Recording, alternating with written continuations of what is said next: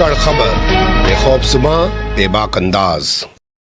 धाकड़ खबर में आपका स्वागत है। मैं आपके साथ हूं अकरम रईस खान। वैश्विक हलचल, जी हां, वैश्विक हलचल का वो ताजा बुलेटिन लेकर एक बार फिर से आपके सामने हाजिर हो चुके हैं, जिसमें बात करते हैं देश दुनिया ही नहीं, गाजा, फिलिस्तीन, इजराइल और ईरान से जुड़ी हुई कुछ खास खबरों की। क्योंकि इन सब पर तस्करा करने के लिए, चर्चा करने के लिए हमारे साथ रोजाना जुड़ जाते हैं कृष्णकांत जी, अपना बहुमूल्य वक्त निकाल कर, यानी के जी, जो भारतीय वायुसेना के रिटायर्ड ऑफिसर हैं, जियो पॉलिटिक्स पर वाकई में अपनी पैनी नजर रखते हैं। बहुत शुक्रिया सर वक्त देने के लिए। थैंक यू मिस्टर अकरम। सातवें और आखिरी चरण के लिए भारतीय जनता पार्टी ने, ऐसा लगता है कि पूरी फौज बनारस की धरती पर उतार दी है, यानी जहां से नरेंद्र मोदी चुनाव लड़ रहे हैं। अमित शाह भी वहीं पे, जेपी नड्डा भी वहीं पे, मनोज तिवारी टाइप के गवैये भी वहीं पे। मतलब ऐसा लग रहा है कि नरेंद्र मोदी अगर खुद एक सांसद के तौर पे वहां प्रचार करेंगे तो जीत नहीं पाएंगे। डिम्पल और प्रियंका गांधी ने जो रोड शो वहां पे किया है, उससे शायद ज्यादा डर पैदा हो गया है। डर तो है। इस बार कहीं भी देखे, जनता के मुंह से देखे, खुद ये लोग जिस तरह के प्रचार के स्तर को गिरा चुके हैं, और उस आधार पे, और मीडिया वगैरह का भी, गोदी मीडिया भी कहीं ना कहीं से उनमें झलक आता है कि डर है भाजपा में, और भयानक डर है। केवल इसीलिए नहीं कि हार जाएंगे, हारने के बाद इनका क्या होगा कहना बड़ा मुश्किल है। कहीं भी इनके काम में उंगला घुसाएंगे तो वहां अपराध और करप्शन का बू आ रहा है। जी, क्या आपको लगता है कि अगर महागठबंधन की, यानी कि कांग्रेस इंडिया की सरकार बन गई, तो ये लोग चलने देंगे? उनके अंदर तोड़फोड़ नहीं मचाएंगे? देश के अंदर बवाल नहीं करवाएंगे? कोशिश तो पूरी करेंगे, जितनी भी ये घातक हो सकते हैं उस तरह के घात कांग्रेस और इनके साथ के लोग नहीं कर पाएंगे। चाहे कुछ भी करें, उस तरह का निम्न स्तर की राजनीति नहीं करेंगे। इसलिए इन्हें बहुत मौका मिलेगा, इन्हें प्रजातांत्रिक अधिकार मिलेगा कि अपने पापों को छिपाएं और कांग्रेस की राजनीति को नहीं चलने दें। इसीलिए मैं कहता हूं कि क्रांति होना जरूरी है, ताकि मजदूर वर्ग की सत्ता है और ऐसे लोगों का प्रजातंत्र जो है, जिसके कारण हम आगे समाजवादी विकास ना कर पाए, उसे शून्य कर दें। जी, क्या आपको लगता है कि सत्ता परिवर्तन से, जो व्यवस्था परिवर्तन की बातें पिछले 76-77 सालों से हम लोग करते आ रहे हैं, वो अब होगी? होने की तो संभावना बिल्कुल है, पूरे विश्व भर में है। हो नहीं पा रहा है, बात अलग है। और आप देखेंगे, अभी फ्यूडलिज्म जब था, राजतंत्र जब था, उस समय की व्यवस्था वह सैकड़ों साल तक चला। कई बार बीच में लगा खत्म हो जाएगा। हमारे ही देश में देखें, वैशाली जिले में 4वीं या 5वीं शताब्दी में वहां प्रजातंत्र, नागरिकों ने अपने तरह से चुन के सत्ता बनाई, बाकी लोग हंस रहे थे। ज्यादा समय तक नहीं चला और राजाओं ने आसपास के उसको बर्बाद कर दिया, अंदर से भी बाहर से भी। उन्हें लगा राजतंत्र का, यानी भगवान द्वारा दिया गया, यदि चीज खत्म हो जाएगा तो हम लोगों का क्या होगा। और जो पैरासाइट्स थे वो अभी बेचैन थे। इसलिए समय तो लग रहा है, काफी कंज्यूम हो रहा है इसमें टाइम, जिसको लेटेंट हीट कहते हैं। लेकिन होना तो है ही है, ना होगा तो पृथ्वी बर्बादी की तरफ बढ़ रहा है, जिसकी हम चर्चा बार बार कर चुके हैं। जी, एक सवाल जो मेरे अपने जहन में आता है, और मैं चाहता हूं मेरे व्यूवर भी उस ओर सोचें। इन्होंने कहा कि 40% कमीशन वाली सरकार चल रही है कर्नाटक में, मुद्दा बनाया, बीजेपी को हरा दिया, कांग्रेस सत्ता में आई, किसी भाजपा के खिलाफ आज तक कोई एक्शन नहीं है। राजस्थान में भी वसुंधरा राजे की सरकार थी, खुद सचिन पायलट कहते रहे कि भ्रष्टाचार के मुकदमों में कार्रवाई करो, अशोक गहलोत ने कोई कार्रवाई नहीं करी। ऐसे ही भूपेश बघेल ने डॉक्टर रमन सिंह के दौर में हुए घोटालों को लेकर कोई कार्रवाई नहीं करी। तो ये हमेशा से आरएसएस, बीजेपी को, लोगों को, ये विपक्ष की जो सरकारें हैं या कांग्रेस की जो सरकारें हैं, इतना मौका क्यों देती हैं?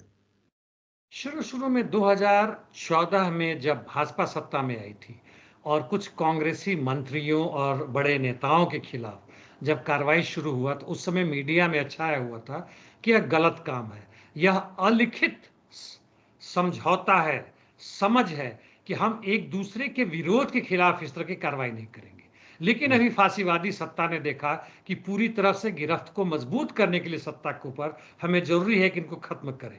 लेकिन यह जो अलिखित समझौता है, समझ है, यह कांग्रेस और वो मानने को तैयार नहीं। उन्हें उम्मीद है कि भाजपा में वो लोग जो गए हैं शायद वापस आए या उनको रखें, ताकि हमारे कुकर्म जो है, जो हमने किए देश के स्वतंत्रता के बाद से, जब ये सत्ता में आए तो हमारे तरफ भी नरमी का रुख हो। और वैसे भी देखें, जहां तक न्यायालय, प्रशासन, पुलिस है, दोनों के साथ है। जी, बिल्कुल आप सही कह रहे हैं। कहते जरूर रहे कि गांधी की विचारधारा को बढ़ा रहे हैं, लेकिन कभी गोडसे की विचारधारा को बढ़ने से ये देश में कांग्रेस ने नहीं रोका और आज वो सत्ता के शीर्ष तक पहुंच चुके हैं, जिसका खमियाजा देश पूरी दुनिया में भुगत रहा है। अब शुरुआत करते हैं बुलेटिन की। सेना प्रमुख मनोज पांडे की बल्ले बल्ले हो गई है। मोदी सरकार ने कहा जाओ भैया 1 महीने और मजा करो। 1 महीने से तो उनकी खास बल्ले बल्ले नहीं हुई है, खैर, लेकिन 1 महीना बढ़ाने का साफ मतलब है कि मोदी सरकार या आरएसएस भाजपा सरकार या इनके पीछे जो भी बड़े बड़े लोग हैं, उनकी मंशा साफ है कि एक भी जगह ऐसा मत छोड़ो जिसके कारण तुम्हारी अगली सरकार बनने में मुश्किल हो। आपने अभी वाराणसी का या बनारस का जो उदाहरण दिया, हर तरह की प्रयास जारी है, अंदर से बाहर से, इलेक्शन कमीशन में, न्यायालय में, पुलिस प्रशासन में, यहाँ तक कि सेना तक में। यदि परिस्थिति खराब होती है एन मौके पर, तो फिर हमारे अपने बंदे क्यों ना हो, और वही उनकी कोशिश है। नहीं तो 1 महीना बढ़ाने का केवल इसलिए कि चुनाव के दौरान ये हो रहा है, कोई मायने नहीं रखता। जो नेक्स्ट उनके बाद सीनियर मोस्ट है उनको आप चीफ बनाइए, सोचना क्या उसमें। यह हमारी परंपरा रही है, उसको तोड़ने की जरूरत नहीं है जी। वैसे आपको याद होगा जो इनकी सरकार में मंत्री भी बने हैं, वीके सिंह, वो तो अपनी डेट ऑफ बर्थ को लेकर सुप्रीम कोर्ट तक चले गए थे। कमाल के बंदे थे। जी हाँ, 6 महीने के लिए काफ़ी ज़बरदस्त उन्होंने लड़ाई की थी, और सुप्रीम कोर्ट से उन्हें एक तरह से फटकार भी मिला, तब जाकर अंत में उन्होंने वापसी की। तो 1 महीना 6 महीना के लिए ये लोग क्यों लड़ते मुझे नहीं पता। शायद अंत में कुछ वो 6 महीना तो कुछ समझ में आता है। 1 महीना में यही होगा कि या तो सरकार की मदद करें, और इसके बाद ये रिटायर होंगे तो यह भी कहीं के कुछ लेफ्टिनेंट गवर्नर, या हो सकता है जैसे अभी भूतपूर्व पिछले जो एयरफोर्स के जो चीफ थे भदूरिया, अभी एमपी के लिए चुनाव लड़ रहे हैं। वीके सिंह की अपनी बात कही, हो सकता है यह भी चुनाव के टिकट दिए जाए, या राज्यसभा के मेंबर बन जाए, जैसे सुप्रीम कोर्ट के पिछले चीफ जस्टिस ऑफ इंडिया जो बने थे।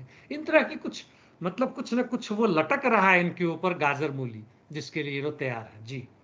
वीके सिंह को फुल फ्लेज मिनिस्टर तक नहीं बनाया गया 2014 2019 में कभी भी। इन लोगों को खुद एहसास नहीं होता क्या आत्मा इनकी कचोटती नहीं है किन पदों पे ये रहे हैं, और ये स्वतंत्र प्रभार मंत्री बनकर बैठ जाते हैं बस। मिस्टर अकरम, आपका यह पुराना प्रश्न है। मुझे याद है 5 वर्ष पहले जब आप जमीन पे आते थे, आप शायद भूल गए होंगे, जंतर मंतर में आप मुझसे इस बात की चाहते थे कि मैं इसका विरोध करूं, चूंकि हम लोग 1 रैंक 1 पेंशन के लड़ रहे थे, या कुछ बोलूं। तो मैंने आपको जवाब उस समय यह दिया था कि ये लोग जब चाटने को तैयार हैं, जिस स्तर तक भी इनको जो मिल रहा है गाजर मूली, उसी से तैयार है, पुराना हो सड़ा हो कोई बात नहीं, इनके लिए बड़ी बात है। मैं इनके पक्ष में क्यों बोलूं, इसलिए कि मात्र सेना के। आज का भी मेरा जवाब वही है जी। चलिए, आपकी याददाश्त की तारीफ करनी पड़ेगी कि आपको 5 साल पुराना, जब मैं जंतर मंतर पे गया था, ये सवाल मैंने वहां भी पूछा था, आपको याद है। फ्रांस के राष्ट्रपति एमानुएल मैक्रो जर्मनी के 3 दिवसीय दौरे पर पहुंच गए हैं। गजब की बात यह है कि 24 साल बाद फ्रांस का कोई राष्ट्रपति इस तरह से जर्मनी के दौरे पर जा रहा है। यूक्रेन की जंग चल रही है, गाजा जंग चल रही है, अमेरिका में चुनाव होने वाले हैं और यूरोपीय संघ के भी चुनाव होने वाले हैं। क्या उसी के चलते दौरा है या पर्दे के पीछे कुछ और कहानी चल रही है सर?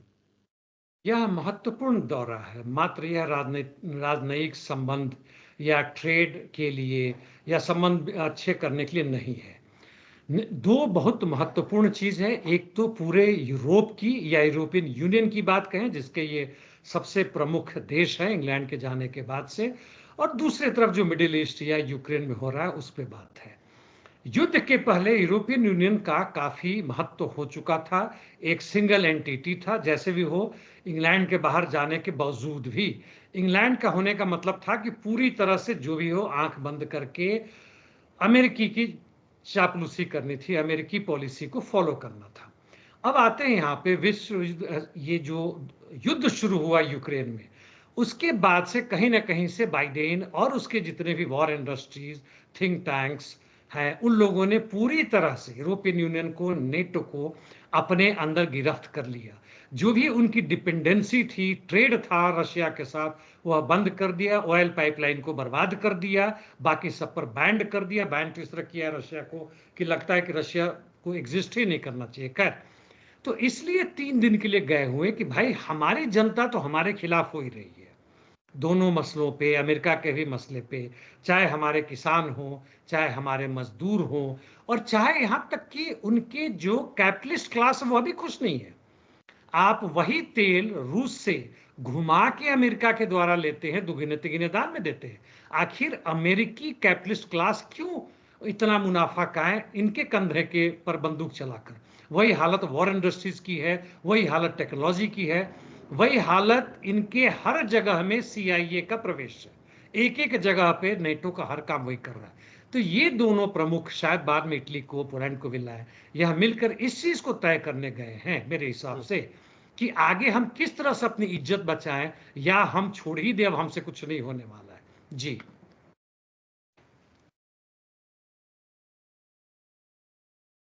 पहले कतर के अमीर से बात करी, फिर मिस्र के राष्ट्रपति से बात करी और फिर दावा किया कि पेरिस में वो CIA के चीफ को बैठाकर एक जो है जंगबंदी की बातचीत शुरू करने जा रहे हैं। और जर्मनी को इसराइल का ज्यादा करीबी बताया जाता है। फ्रांस के राष्ट्रपति का वहां पे दौरा होना संयोग तो है नहीं। नहीं, बिल्कुल संयोग नहीं है। इसमें मिडिल ईस्ट का भी है कि किस तरह से इसराइल को बचाया जाए। सवाल अब हमास को बचाने का, पैलेस्टीन को बचाने का नहीं है। यह लोग पैलेस्टीन के बारे में जो भी बात करते हैं दिखावे के लिए, एक दो यूरोपियन यूनियन के कंट्रीज को छोड़ दे तो और इसलिए साफ साफ है कि अब अभी कुछ समय पहले मैंने पढ़ा कि इसराइल के भूतपूर्व प्रधानमंत्री ने कहा है कि जो भी हो जाए, ना तो आप हमास को बर्बाद कर सकते हैं, ना पूर्ण तरह से जीत हासिल कर सकते हैं। अब जो भी युद्ध चल रहा है वह वास्तव में इसराइल को बचाने के लिए, बल्कि इसराइल ही ना सही नेतान्याहू और उनके जो वॉर इंडस्ट्री के जो कैबिनेट मिनिस्टर, उनको बचाने के लिए चल रहा है। जी चलिए, आपके पुतिन बाबा भी तो बड़ा दौरा कर रहे हैं, कभी चीन जा रहे हैं और अब उज्बेकिस्तान पहुंच गए हैं 2 दिन के लिए। हाँ, चीन के बाद से बेलारूस गए थे, अभी उज्बेकिस्तान गए हैं। हालांकि उज्बेकिस्तान इनके उतने करीबी ना है, यानी CSTO का मेंबर ना है, इसके बावजूद इनका पड़ोसी है और यह USSR का हिस्सा है और अर्मेनिया की तरह व्यवहार नहीं कर रहा है। तो तेल के मसलों पर गए हैं, चूंकि उज्बेकिस्तान से बहुत सारे तेल वेस्टर्न कंट्री को जा रहे हैं, तो इन लोगों का जरूर कुछ ना कुछ समझौता होगा कि दोस्तों हम इस तरह से अपने तेल के खजाना को लूटने ना दें और दूसरे सस्ते दरों पर ना बेचें। और नेचुरली जो युद्ध चल रहा है उसके बारे में बात करेंगे। हो सकता है कहने भी गए होंगे कुछ आर्म सबमिशन तुम भी पैदा करो, हम कर देंगे। जी ट्रंप बताया जा रहा है कि एक राजनीतिक पार्टी के मंच पर पहुंच गए, लेकिन वहां पर उनकी हूटिंग हो गई, लोगों ने उनका मजाक उड़ा दिया। क्या कह दिया ऐसा उन्होंने? ये बड़ा इंटरेस्टिंग है एक्चुअली। यह वहां पे एक पार्टी है, लिबर्टेरियन पार्टी ऑफ अमेरिका, जो भी है वहां पे, यह भी चुनाव लड़ते हैं और छोटा सा इनका हिस्सा है। पिछली बार 1%, 1.2% के आसपास इनमें मतदान मिला था। तो ट्रंप वहां पे पहुंचे और उन्होंने कहा कि इनसे बातचीत करना चाहते हैं, इनकी मदद लेना चाहते हैं। बाय द वे, यह माना जाता है कि ट्रंप की पार्टी यानी रिपब्लिकन और यह लिबर्टियन पार्टी जो है, इन दोनों की विचारधारा काफी मिलती जुलती है, जहां तक विदेश नीति हो या अंदर की बात हो, और इसलिए इन्होंने ट्रंप को बुलाया था। वैसे इस पार्टी ने बाइडेन को बुलाया था कि तुम भी अपने विचार रखो, लेकिन बाइडेन ने इनकार कर दिया। लेकिन जब ट्रंप ने बोलना शुरू किया, जैसे उन्होंने कहा था कि बड़ा कमाल कर दिया, जहां तक पिछले जब महामारी कोविड-19 में आया था, तो इस पर कुछ लोगों ने, लिबर्टियन पार्टी कुछ लोगों ने बू करना, हंगामा, शोर मचाना शुरू किया, कहा कि इससे तुम गोली खा के मर जाते। जहां तक उसकी बात है, तुमने तो इतनी हद कर दी उस समय, ना साथ दिया ना कुछ दिया, अफवाहें फैला दी। जहां तक उसके वैक्सीन की बात थी, तुमने कहा कि वैक्सीन अंदर देने से क्या फायदा, बाहर से स्प्रे कर दो, वगैरह वगैरह बेवकूफी की बात ट्रम्प ने की थी। ये सब बिल्कुल जाहिल आदमी है एक्चुअली, हालांकि अधिकांश लोगों ने समर्थन किया इसका। तो इसी तरह की चीज पे बात हुई थी और हंगामा मचा। पब्लिक हेल्थ सर्विसेज पर भी उन लोगों ने हंगामा किया कि तुम उसको खत्म करना चाहते हो और हमसे मदद लेना चाहते हो। देखते हैं आगे क्या होता है। लेकिन ट्रंप की पूरी कोशिश यही लग रही है कि छोटे छोटे भी लोग, 1% हो, आधा प्रतिशत हो, उनके पास पहुंचे। कोई भी मौका नहीं गंवाना चाहते हैं अगली बार राष्ट्रपति बनने के लिए। जी कहीं ऐसा तो नहीं है कि हस्मनी ट्रायल पूरा हो चुका है, जजमेंट आने वाला है, उसकी वजह से वो परेशान है, जाते तो अच्छा काम करने के लिए, लेकिन मजाक का पात्र बन जाते हैं? ये तो बात सही है कि ये हस्मानी ट्रायल, हो सकता है वर्डिक्ट जल्दी ही आ जाए और इनमें इनको सजा भी मिल सकता है 3 से 4 वर्षों का। हालांकि इनको जेल जाने की जरूरत नहीं पड़ेगी, जो भी इनका है, इनको बेल वगैरह टाइप मिल जाएगा और चुनाव पर भी रोक नहीं लगेगा। चुनाव ही लड़ेंगे, जीत जाएंगे तो वह केस अपने आप ये खत्म कर देंगे अपने ऊपर। जैसे हमारे देश में भी कई मुख्यमंत्रियों ने अपने ऊपर लगे हुए आरोप को खुद ही खारिज कर दिया। हमारे भूतपूर्व चीफ जस्टिस ऑफ इंडिया ने अपने ऊपर जो लड़की के या महिला के खिलाफ जो आरोप था उसको भी खुद ही खारिज कर दिया। तो ये तो मतलब मजाक है, तो देखते हैं क्या होता है। लेकिन ये बड़ा ही इंटरेस्टिंग चीज है देखने की बात कि किस जी तरह से ये चीजें अमेरिका जैसे देशों में भी घट रही है। हमारे यहाँ तो मान लीजिए कुछ केस होता है तो 2-3 जी उसका तक ऐसे ही निकल जाएगा, हो सकता है वो मर भी जाए, उसके बाद पता चलेगा क्या हुआ। जी बिल्कुल सही कह रहे हैं। देखिए ना, बांग्लादेश के सांसद का कैसे कत्ल किया गया, उसके टुकड़े तक नहीं मिल पा रहे हैं। खैर, अब गाजा, फिलिस्तीन, इसराइल और ईरान से जुड़ी खबरों का रुख करते हैं। और यहाँ जो सबसे पहला अपडेट है वो है सऊदी अरब के हवाले से। 10 साल तक कोई ताल्लुकात नहीं रखे सीरिया के साथ, लेकिन अब वहां पर अपना दूतावास भी खोल रहा है और राजदूत भी तैनात कर रहा है सऊदी अरब, और वो भी ईरान में एमबीएस के दौरे से ठीक पहले। आप कैसे देखते हैं इसको? इसके पीछे चीन का और कुछ हद तक रूस का भी हाथ है। या कि मालूम है कि सऊदी अरेबिया का काफी नजदीकी रिश्ता है अमेरिका से। अमेरिका ने जो भी प्रतिबंध लगाया था बीच में बाइडेन के आने के बाद से, और जमाल खशोगी ने जिस तरह से अमेरिकी पत्रकार की हत्या करवाई थी, जमाल खशोगी की हत्या हुई थी सर। हत्या हुई थी, वही कर रहा हूँ, हत्या करवाई थी इसने, हम्म और उसके टुकड़े टुकड़े कर दिए थे, उसके बाद से उस पर प्रतिबंध लगा था। लेकिन हम्म दोनों बेचैन है, अमेरिका और ये भी। जहां तक मिडिल ईस्ट की बात में है, सीरिया की बात है, यह सीरिया चूंकि अकेले थकेले पड़ा हुआ था अमेरिका के हम्म कारण, अब हम्म धीमे धीमे हम्म ईरान तो खैर उसके साथ है ही है, सऊदी हम्म अरबिया भी आ रहा है, टर्की का भी रिलेशन बेहतर हो चुका है, और हम्म कोशिश कर रहे हैं ये चीन अमेरिका की किसी भी तरह का प्रतिबंध उस पर ना हो, और हर हम्म दूसरे देशों के साथ खासकर मिडिल ईस्ट में उसका हम्म। संबंध बढ़े, उसी की तरफ ये बढ़ता हुआ कदम है। जी ईरान जाने से पहले मैं फिर पूछना चाहता हूं, जोर देके, एमबीएस ने जो ये कदम उठाया है, सीरिया में अपना राजदूत तैनात किया है, तो ये ईरान की रणनीतिक कामयाबी है क्या? लग तो रहा है ईरान के पीछे यदि रशिया है, और ईरान भी यह चाहता है कि सीरिया को पूर्ण मान्यता दी जाए, मतलब आप संबंध रखें, और इसके साथ साथ हुतीस को, यमन के खिलाफ सऊदी अरबिया काफी लड़ा है, और यमनी लड़ाकों ने भी काफी उनके तेल को बर्बाद किया है, हम्म कुएं को और वगैरह वगैरह को, हमास हम्म पर भी समझौता होगा। तो ये कुछ हम्म दिखाने की कोशिश है भाई कि हम अब हम्म। तुम्हारे तरफ कुछ आ रहे हैं, अमेरिका से संबंध होने के बावजूद भी। आप सही फरमा रहे हैं जी। सऊदी अरब को लेकर अमेरिका ने एक बड़ा ऐलान किया है कि जो आक्रामक हथियार खरीदने की उस पर पाबंदी लगा रखी थी, वो हटाई जा रही है। क्या वो ईरानी दौरे से पहले अमेरिका को ये याद आया है? हाँ, हमें बिल्कुल सही कह रहे हैं, चूंकि सऊदी अरबिया कहीं इस मसले में भी ना फिसल जाए, अमेरिका से अलग हो जाए, चूंकि जो भी उनके बीच सिक्योरिटी पैक्ट होने वाली है उसके हम्म दौरान भी तो देना ही पड़ेगा। और हम्म यदि सऊदी अरेबिया ने कहीं और से लेना शुरू कर दिया, चीन से लेना शुरू किया, तो यह बता दूं कि सऊदी अरेबिया का सबसे बड़ा जो बेचने वाला है हथियार वो अमेरिका ही है। जिस हम्म तरह का भी हो, सऊदी अरेबिया में तो उसने स्नो कटर भी गाड़ियां भेज रखी है, यानी बर्फ से ढक जाए तो वो भी गाड़ियां बेच रखी है। और सऊदी अरेबिया के जो भी मतलब वहां के हम्म सेनाध्यक्षों को भी नहीं समझ में आया, बाकी लोगों को नहीं आया, मूर्खों की तरह खरीद रहे हैं। सऊदी अरेबिया में कौन सा बर्फपात होने वाला है। और इसी समय में कहा कि उसने दिखाया कि भाई सऊदी अरेबिया को हम दे रहे हैं, और ईरान के खिलाफ यदि डर है, टर्की के खिलाफ डर है, वो यदि रीजनल पावर बन सकते हैं तो हम भी तुम्हें रीजनल पावर बढ़ने की तरफ देते हैं। तुम हमारे तरफ से इसराइल को मदद करो, उनसे अपना जो डिप्लोमेटिक रिलेशन है उसको भी स्थापित करो। ये सारी बातें चल रही है जी। अमेरिका के करीबी माने जाने वाले कतर के अमीर और कुवैत के अमीर पाकिस्तान जाएंगे और धंधा पानी करने के लिए पैसा इन्वेस्ट करेंगे। पैसा तो इन्वेस्ट करेंगे, पाकिस्तान के पास बहुत पैसे हैं नहीं, यानी फिर वर्ल्ड बैंक से, आईएमएफ से लोन लेंगे, हम्म अमेरिका से लोन लेंगे, इन लोगों से भी लोन लेंगे, कर रहे हैं। पाकिस्तान के पास एक ही चीज है कि उसके पास भी परमाणु बम है। एकमात्र ऐसा इस्लामिक देश है पूरे विश्व में जिसके पास परमाणु बम है। और अभी हाल फिलहाल में चीन से नजदीकी होने के बावजूद अमेरिका से संबंध उसका बेहतर हो रहा है, और वहां पूरी कोशिश की जा रही है कि अरब लीग, अरब कंट्रीज या जितने भी लोग हैं, पाकिस्तान के मदद से वह एंटी चाइनीज वो एक करें, और जो ही वो पोर्ट और रोड एंड बेल्ट जो बना रहा है चीन, उससे अलग होकर हमारे तरफ है। कोशिश यही चल रही, सारा ट्रेड है, सारा व्यापार है, और कुछ नहीं है जी।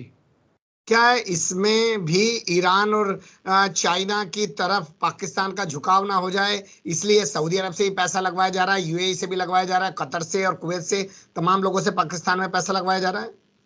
बिल्कुल बिल्कुल सही बात है। जहां तक पूंजी की बात है, निवेश पूंजी की बात कहें, पेपर के ऊपर है, वास्तव में धरातल पर नहीं है, लेकिन वह अरबों नहीं खरबों खरब में है पूरे विश्व भर में, खासकर इन लोगों के पास। इन्हें पता नहीं उसका क्या करें, उसका तो इंटरेस्ट चाहिए इनको, कहीं निवेश करें, कुछ करें। यह लोग लंबी लंबी तरह का कॉन्ट्रैक्ट करने को तैयार हैं, 25 साल 50 साल, कि कहीं तो इन्वेस्ट हो जाए, इसके पहले कि मान लीजिए डॉलर क्रैश हो गया, इनका अपना क्रैश हो गया, कुछ अलग चीज हो गया।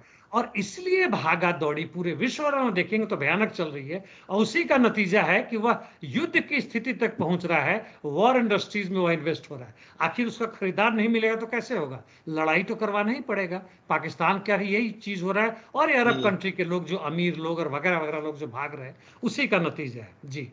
ईरान के थिंक टैंक को अगर जर्मनी में इनवाइट कर लिया, उनकी मेजबानी कर दी, कट कर लेता हूं अब। ईरान के एक पूर्व अधिकारी को जर्मनी के थिंक टैंकर्स ने अगर इनवाइट कर लिया, मेजबानी उनकी कर ली, तो इसमें क्या बुरा कर दिया? पूरा बस इतना ही है कि ये जो थिंक टैंक है, इनका कारबेर फाउंडेशन है, और ये बनाया गया है एक्स नाजी द्वारा। दूसरे जो ये ईरान के जो आ रहे हैं, एम्बेसी में थे यहाँ पर, यानी एम्बेसडर थे, राजदूत थे, और इनके ऊपर आरोप है कि ईरान में जो भी कुछ हत्याएं खास तरह की गई है, इनका भी उसमें हाथ रहा है। ये दोनों आपस में मिल रहे हैं। पहले तो लोगों को समझ नहीं आया, जब समझ में आया तो इसका नेचुरली विरोध किया कि भाई आप किस चीज को बढ़ावा दे रहे हैं। और मैं फिर से कहूंगा कि इस तरह के विरोध का, ठीक है आप करें, मैं उसका विरोध नहीं कर रहा हूं, आप जरूर करें, लेकिन जब तक यह जनमानस में नहीं प्रवेश करता है और जन प्रतिरोध का रूप नहीं लेता है, ये सब वही करते रहेंगे जी। क्या ये जो पूर्व नाजी हैं और ईरान के जो इस तरीके से एक राजदूत को इनवाइट कर रहे हैं, कोई नई कहानी रचने की कोशिश की जा रही है क्या ईरान के अंदर? ये पूरे जगह वही हो रहा है। ये लोगों का कोई इज्जत अब बचा नहीं है। ये लोग सब भूतपूर्व बन चुके हैं। आप जहां भी देखें, कहीं ना कहीं से अब भूतपूर्व जो आपके इंग्लैंड के प्रधानमंत्री हैं, बोरिस बोरिस जॉनसन जॉनसन। जी, उनका एक उदाहरण ले। ये तो बहुत छोटे मोटे लोग हैं। वह क्यों भाग रहा है? इसके पीछे उसके पीछे कहीं सूंघ रहा है, कहीं कहीं से मीट चुरा रहा है, कहीं मीट पहुंचा रहा है, कुछ कर रहा है। इन लोग की बस वही औकात रहेगी, इससे अधिक कुछ नहीं कर सकते। हाँ, इन लोग का उपयोग अभी जो लोग हैं सत्ता में, अभी जो सत्ता के पीछे जो डीप स्टेट है, जी, वह इनका यूज करता है कर रहा और है। वहां का हवा लेता है और अपनी बातें वहां तक पहुंचाता है। ये लोग इस तरह की भड़ुआगिरी करते हैं जी। बिल्कुल सही शब्द आपने इस्तेमाल किया। मैक्सिको फलस्तीन को मान्यता देने में देर लगा रहा है, वहां की जनता बड़ा गुस्सा दिखा रही है। ये एक थोड़ा सा आश्चर्य है, बहुत ज्यादा नहीं है। जो लेब्राडोर है वहां के, ओब्राडोर, सॉरी, लेब्राडोर तो कुत्ते की एक प्रजाति होती है, संयोगवश जी जी वो जी। मुंह से निकल गया। यह कहने के लिए एक तरह से मतलब लिबरल आदमी है, स्वतंत्र आदमी है, प्रो अमेरिकन नहीं है, लेकिन एक वर्ष से पता नहीं क्या हो गया है, यह धीमे धीमे प्रो अमेरिकन हो गया है। यहाँ की जनता 90% जो ऑनलाइन वोटिंग हुआ है, चाहती है कि फिलिस्तीन को स्वतंत्र राज्य के रूप में मान्यता दे। और दूसरी तरफ यह भी है कि एक ज्यूइश वुमन है, क्लॉडिया, लगता है कि वो इस बार चुनाव जीतेंगी और वह प्रधानमंत्री बनेंगी, और इसी महीने चुनाव हो रहा है। और ये कहते हैं कि अब अगली प्रधानमंत्री जो आएंगे वो करेंगे। और ये लोग अब धीमे धीमे प्रो अमेरिकन हो रही है। हालांकि जो क्लॉडिया है वह कहते हैं लेफ्टिस्ट है, और जो विरोध हो रहा है, हजारों हजार लोग जो सड़क पर आ रहे हैं, कहते हैं कि तुम अपने आप को लेफ्टिस्ट कहना बंद करो। भला हमारा लेफ्टिस्ट वो अमेरिका, जर्मनी, इंग्लैंड और यहां तक कि पूरे के पूरे इसराइल का के पीछे कैसे भाग सकता है? संभव जी, नहीं। तुम किस तरह के लेफ्ट हो? और इसीलिए हंगामा हो रहा है। ये लोग, हो सकता है इसराइल के और अमेरिका के दबाव में यह लोग पैलेस्टीन स्टेट को मान्यता ना भी दे जी। चलिए बात करते हैं नेतन्याहू को लेकर, इजराइल और इजराइल के बाहर अमेरिका में चल रही उठापटक की। अमेरिकी कांग्रेस को संबोधित करने के लिए नेतन्याहू को बुलाया जा सकता है। वहां के जो शूमर हैं वो इसका विरोध कर रहे हैं, और इसी तरीके से इजराइल के जो पूर्व प्रधानमंत्री हैं वो भी कह रहे हैं भैया नेतन्याहू जंग हार चुका है। ये Schumer by the way pro Israeli है, यानी इसराइल को समर्थन करते हैं। और जहां तक इनके बुलाने की बात है, इन लोग, कुछ लोग तो कम से कम अपना दिमाग खुला रखा है, और इन्होंने कहा है कि भाई जो आप कर रहे हैं गड़बड़ कर रहे हैं। नेतन्याहू, जैसा मैं पहले भी कहता आ रहा हूं, ना वह इसराइल की लड़ रहा है और ना ही वह इजरायली जनता के लिए लड़ रहा है बल्कि खुद के लिए लड़ रहा है। जिस दिन लड़ाई बंद हुई और उसके ऊपर मुकदमा चला, वो और उसका बेटा जेल के अंदर होगा, और इसलिए विरोध कर रहे हैं। और इसने यहां तक भी कहा इन्होंने, शुभर ने, कि यह जो इसका आधार है वह अमेरिका और बाइडेन के खिलाफ हो जा रहा है काम, हम क्यों उसको समर्थन करें। और इसराइल का जो भूतपूर्व प्रधानमंत्री थे उन्होंने भी तो साफ साफ कह दिया कि यह आदमी इसराइल का भंडा मतलब बिल्कुल नेस्तानाबूद करने पर आमदा है, और यह हम युद्ध हार चुके एक तरह से, पूर्ण जीत की तो बात ही नहीं, हमास को खत्म करने के बाद भूल जाइए, वह अब संभव नहीं है। जी, सेना के अंदर से आवाजें उठ रही हैं, आपस में मंत्री बोल रहे हैं। क्या दो तरीके की चीजें मैं समझना चाहता हूं, इजराइल में सेना तख्ता पलट करेगी या राजनीतिक तख्ता पलट होगा नेतन्याहू का? राजनीतिक तख्ता पलट में थोड़ा टाइम है, जब तक युद्ध है तब तक वहां चुनाव नहीं है, जब तक चुनाव नहीं है तब तक नेतन्याहू और जेलेंस्की टिके रहेंगे, ऐसे बदमाश और निम्न स्तर के लोग। जहां तक सेना में की बात है, उसमें CIA इस कदर घुसा हुआ है कि, और मोसाद तो खैर है ही है, तब तक पॉसिबल नहीं है जब तक अमेरिका ना चाहे। यदि अमेरिका चाहे तो फिर नेतन्याहू हफ्तों तक नहीं टिक सकेगा, उसका हटना बहुत जल्दी हो जाएगा, क्योंकि जहां तक उनके वॉर कैबिनेट की बात है, जहां उनके 2 मंत्री हैं, वह दोनों नहीं चाहते हैं कि नेतन्याहू टिके रहे। और सेना के अंदरूनी तो बात नजर ही आ रही है, और जनता भी हर शनिवार को वहां पे लाखों लाख की संख्या में केवल तेल अवीव ही नहीं बल्कि अन्य क्षेत्रों में भी विरोध कर रहे हैं। इसलिए नेतन्याहू बिल्कुल गैर कानूनी ढंग से और अनचाहे ढंग से वहां पे टिके हुए हैं, इसलिए क्यों अमेरिका उनके साथ है, नहीं तो उनके टिके रहने का कोई मायने नहीं बनता है 1 मिनट के लिए भी। जी, तेल अवीव पर कल हमास ने रॉकेट बरसाए हैं सर। इजरायली मीडिया कह रहा है 4 महीने बाद पहली बार ऐसा हुआ, यानी वो इसको किस तरीके से देख रहा है? एक तो हमास का ना लॉन्च करना, जो भी उनकी संख्या ताकत बचती थी उसको बचा कर रखा हुआ था उन्होंने रॉकेट का। नंबर 2, रॉकेट लॉन्च करने से उनके जगह का पता चल जाता है सैटेलाइट से और दूसरे तरीके से, इसलिए अपना जगह नहीं बताना चाहते थे। अब कुछ उपाय किया और लॉन्च किया और तुरंत उसी मिनट वहां से भागो, इन्होंने किया। और तीसरे, हमास से दिखाने की कोशिश की कि भैया जो तुम सोच रहे हो कि हम खत्म हो गए, ऐसे नहीं है, तुम अपनी जितनी भी ताकत लगा लो, हम हैं। और ये पूरे तेल अवीव में और हर जगह हंगामा हो गया, और वहाँ की जनता जो ऑलरेडी PTSD, जो भी दिमागी जो संतुलन उनका खराब हो रहा है, यहाँ तक उनके सैनिकों का, भले ही उसके कुछ आदमी मरे हो ना मरे हो, वह और भी जबरदस्त प्रोपेगेंडा के रूप में बढ़ा है, और एक तरह से वहाँ पे हदस का मतलब वातावरण बना है। जी, बिल्कुल आप सही कह रहे हैं, क्योंकि वातावरण वहां पर हदस का बन चुका है, सरकार के भीतर भी, लोगों के भीतर भी, और अमेरिका तक भी। कब फटेगा कुछ कहा नहीं जा सकता है। लेकिन राफा पर आतंक बचाना इजराइल ने शुरू कर दिया, और वो भी ICJ के आदेश के बाद। जो तस्वीर आई है वो पूरी दुनिया को दहला कर रख रही हैं। लोगों की लाशें जलती हुई दिखाई गई हैं, मतलब उनके शरीर भी नहीं बचे हैं। बहुत शुक्रिया, आपने बहुत बारीकी से तमाम चीजों पर रोशनी डाली। फिर आपके साथ किसी और मुद्दे पर जुड़ने की कोशिश करेंगे। धन्यवाद। Thank you mister Akram.